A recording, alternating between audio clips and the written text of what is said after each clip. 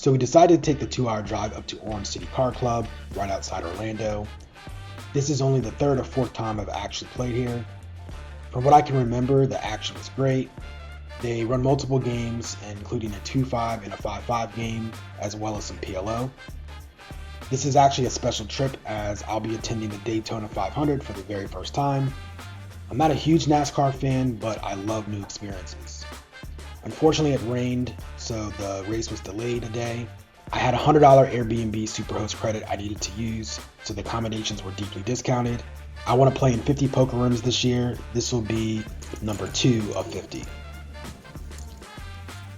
We played a few hands of 1-2 before moving over to 2-5. We only really played one significant hand where we picked up pocket nines in middle position and opened to 12. Older gentleman to our left went all in for about $55. We call and we hold up against ace 5 suited.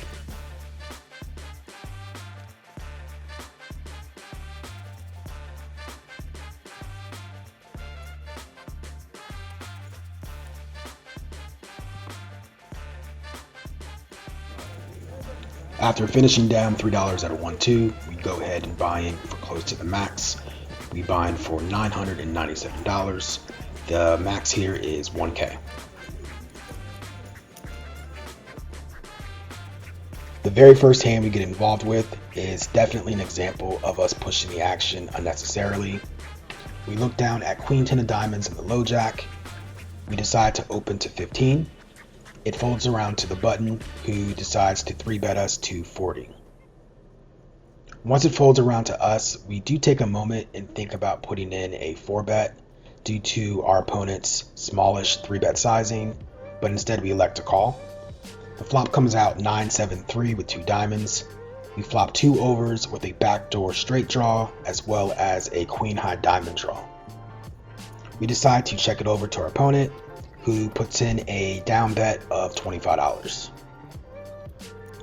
We decide to put in the check raise to $85. After some thought, our opponent puts in the 4-bet to $225. Now in the moment, we just didn't believe our opponent, so we snapped jam and our opponent snap called. We decide to run it twice. We're up against pocket nines and we brick both boards. So we managed to punt off $800 in our very first hand. We reload on to the next hand. After doing our best impression of Reggie Roby and punting off $800, we get called to the main game. We look down at ace 10 of diamonds in the big blind. After a few limps, we open to 40. Both limpers call. The flop comes out ace 7 deuce, rainbow. We go ahead and c-bet $40 and take it down.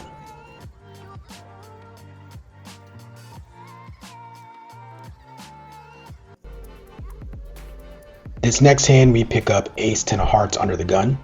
We open to 15 and get 5 callers.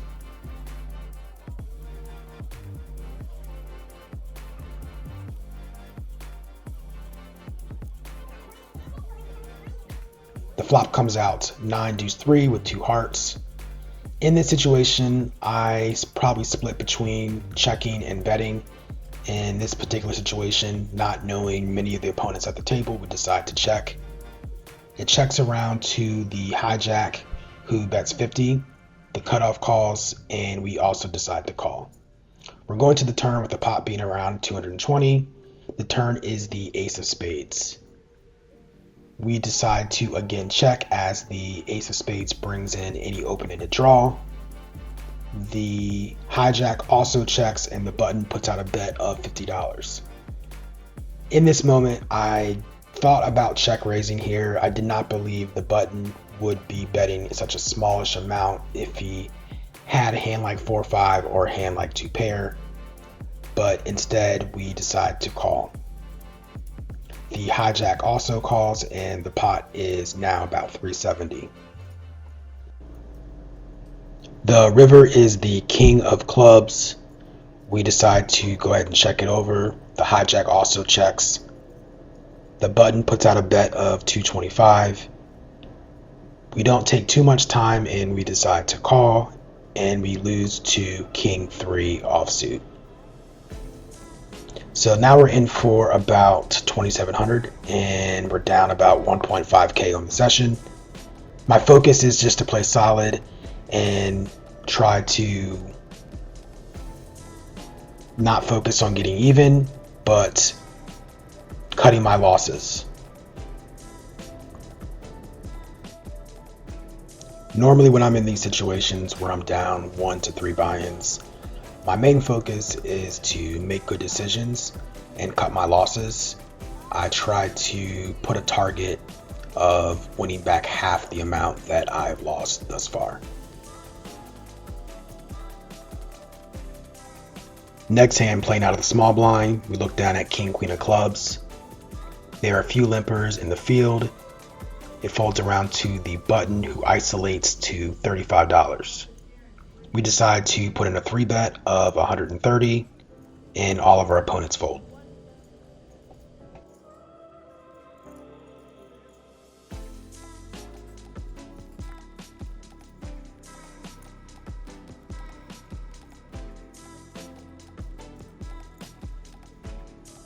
This next hand, under the gun, we pick up ace of spades, king of clubs.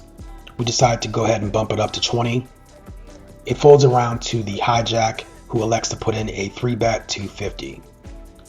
Now this opponent has been playing super aggressive, so once it folds back around to us, we're definitely going to be putting in a 4-bet against this particular opponent. Against a normal opponent in normal ranges, we would probably be calling close to 100% of the time. With our ace-king suited combinations, we would be 4-betting about 75% of the time. With aces, we would be 4-betting 100% of the time. In kings, we would be 4-betting about 75% of the time.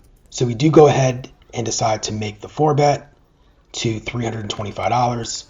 We're playing 1,200 effective, so we put in about 25% of our stack.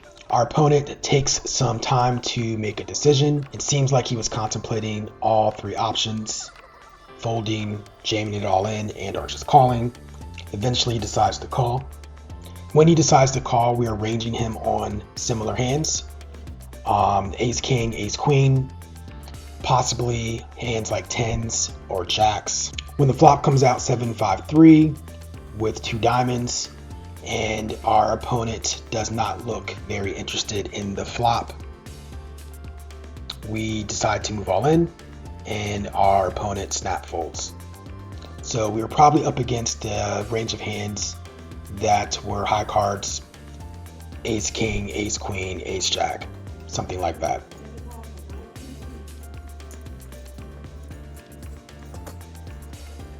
The next hand, we're in the hijack. We peek down at queen jack offsuit. In this hand, there is a straddle under the gun and a double straddle under the gun +2. First player in limps for 20, and we decide to raise it to 100, and everyone folds.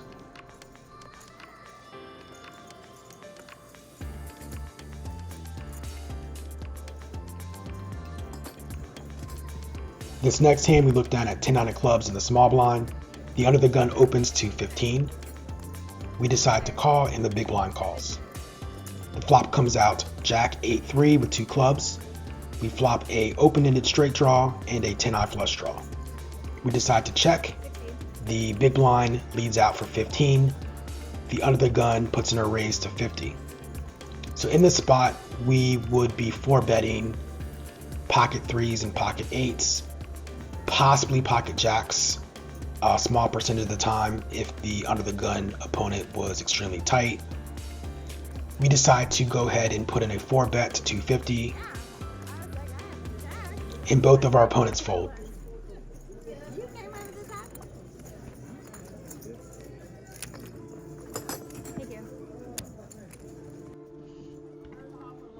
This next hand, we get dealt queen 9 of spades under the gun. We open to 15.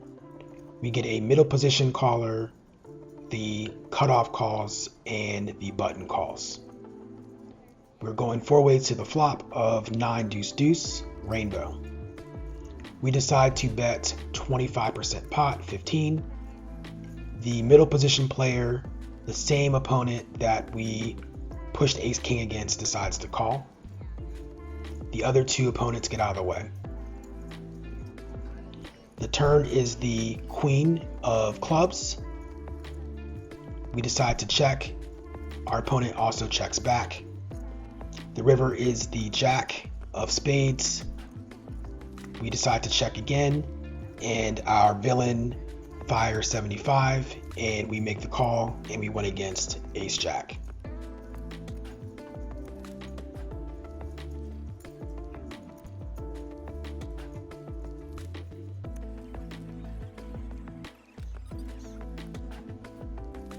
This next hand, we pick up ace queen of spades on the button. The under the gun player, the same aggressive opponent we've battled with throughout the session, opens to 20. We decide to 3-bet to 70. Our opponent calls. We go heads up to a flop of queen, 3 deuce, rainbow. Our opponent checks to us and we down bet to 50. Our opponent calls. The turn is the 6 of diamonds. Our opponent checks. We decide to check back. Our opponent is definitely capable of putting in a check raise here, and we do not want to be faced with that difficult decision. We rather try to pick off a bluff on favorable rivers. The river is the deuce of clubs. Our opponent checks. We now decide to go for value. Hopefully get some value from maybe a queen, pocket jacks, pocket eights. We want to make our bet look a bit bluffy, so we fire out 235, and our opponent folds.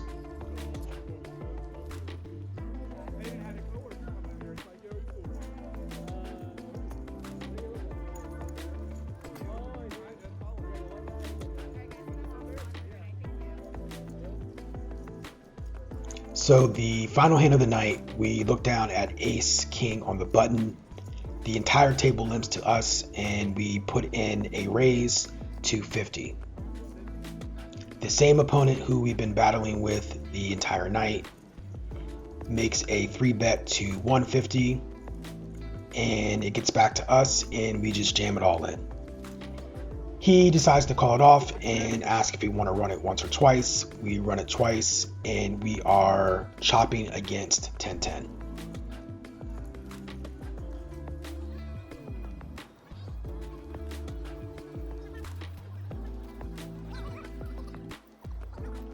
Despite not playing great and punting off $800 in the beginning of our session and getting stuck over $1,500, we were able to battle back and cut our losses. We were in for $2,697 and cashed out $2,024 with a net loss of $674. We are going to head to the hotel and check in. Tonight we will be staying at the Hyatt Place using points.